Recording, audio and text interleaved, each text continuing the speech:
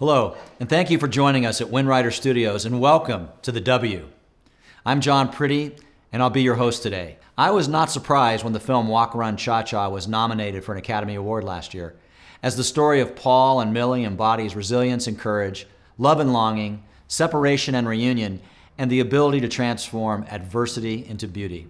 We are so excited to have Peabody Award-winning, Academy Award nominated, and one of my very favorite filmmakers, Laura Nix, with us on the W. Hi, Laura. Hey, John. It's really great to see you. Well, thank you. Walk, Run, Cha-Cha. I just can't wait to get started talking about this amazing film. How did the story come about? The story came about when I was doing research on another project, and I was in San Gabriel Valley researching different businesses in the area, and I saw that there was a dance studio. And so I walked in on a weekday afternoon and saw about 40 to 50 Asian people dancing the tango in the middle of the day.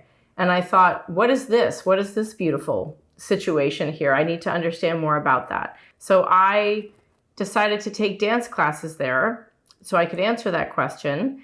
And what I learned was that it's a dance studio that employs mostly professional ballroom instructors who are coming from Eastern Europe. The clientele is made up of people from the Chinese diaspora from all over the world. And in one of my classes, there was a class being taught by Max and Elena, and Paul and Millie were in that class, and we became friends. And I asked them one day, after about a year of taking dance classes there, if they would allow me to film them, because I was interested in finding out more about their story. And thankfully they said yes, and then we started. There are so many stories, wonderful stories told about refugees and immigrants, but they always start at the point of entry, whereas you came at this story through the lens of the present. And that's a really interesting choice, and one that I think makes this film very different and very unique. I think that it's problematic when we only focus stories about refugees and immigration on the point of entry, because that, I think, ends up labeling people too much, and it focuses too much on someone's experience when they're at their most vulnerable and not when they're at their most strong. I really wanted the film to be able to celebrate that and to celebrate the reinvention that Paul and Millie have made in their middle age after they've reinvented themselves the first time when they first came to America. It just reminds me, being a documentary producer, there's a scene I have to ask you about at the beginning of the film where it's out of sync. The audio is out of sync from the visual. And I'm just curious, was that intentional? Why did you do that? What was the thinking behind that? Well, people always ask me why I decided to edit it when it was out of sync with the picture. And the truth is, I never actually shot those interviews on camera. All my interviews with Paul and Millie were audio only. When people are on camera, it tends to be more uncomfortable, and they're less likely to feel that they can be candid with you. And so I did about 14 hours of audio interviews with Paul and Millie. I did them separately so that they would feel comfortable speaking about things.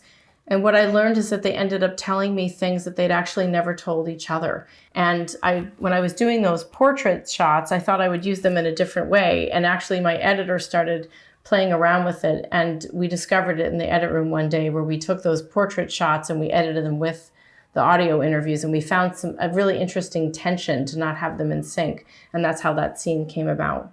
Wow, pulling back the curtain and going behind the scenes. That's an amazing insight. I would have never guessed that.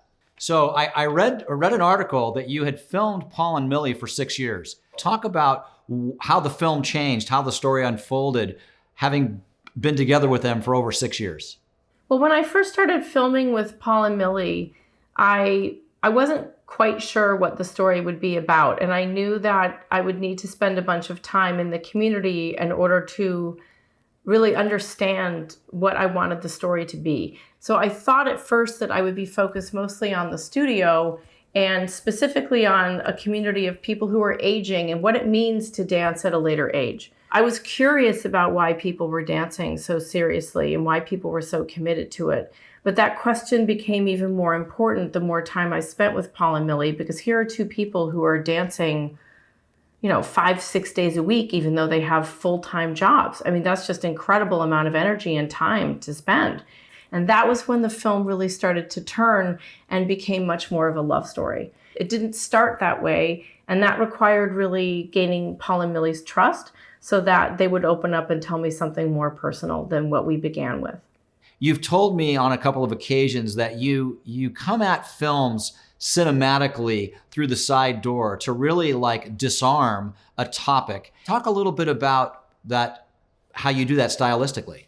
I think that all my films are usually about social issues in some way, but instead of kind of coming at that head on, I think that you're more likely to surprise people and engage people if you don't necessarily hit the issue on the head, but you show another way of thinking about something. You know, Paul and Millie are refugees to this country, and it's a highly political issue, and people have a lot of opinions about it. So I think it's a moment where you have to be very conscious about what it means to be telling a refugee story. And I was very conscious about that. And that's one of the reasons why I wanted to make sure that I honor that part of Paul and Millie's story.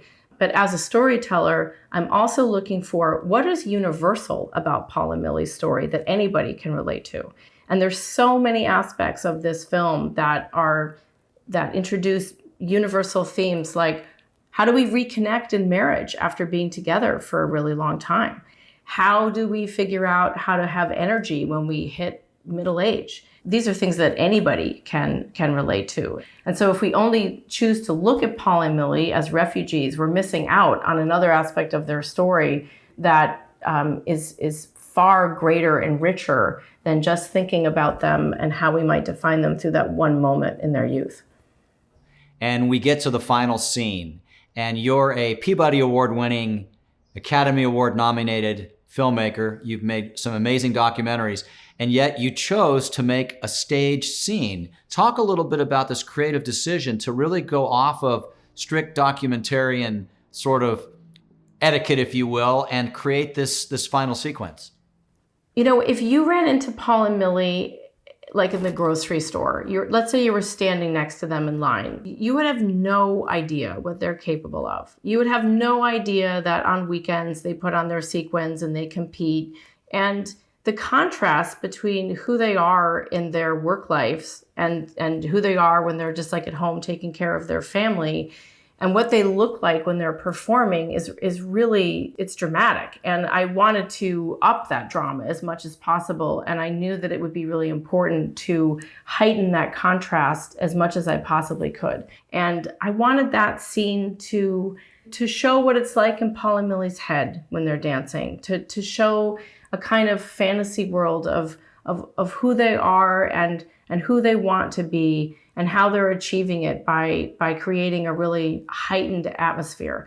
I also wanted to elevate their dancing. Usually you only see dance sequences like that with professional dancers. And so I really wanted to see their dancing and their dance moves like heightened to the level like watching Singing in the Rain, or watching a scene that we've seen in like Hollywood films. Well, perfect music to a perfect ending to a beautiful dance sequence. Laura, thank you so much for being with us. It really was a pleasure. Thank you, John, for having me back. I love how Windrider is basically sparking these conversations about our documentary films and the topics that are in them. Thank you for having me back. What an inspiring conversation. With many thanks to Paul and Millie and everyone who made it possible for all of us to cha-cha. And to you, Laura, thanks for joining us in the conversation. I'm John Priddy, and we look forward to seeing you soon on The W.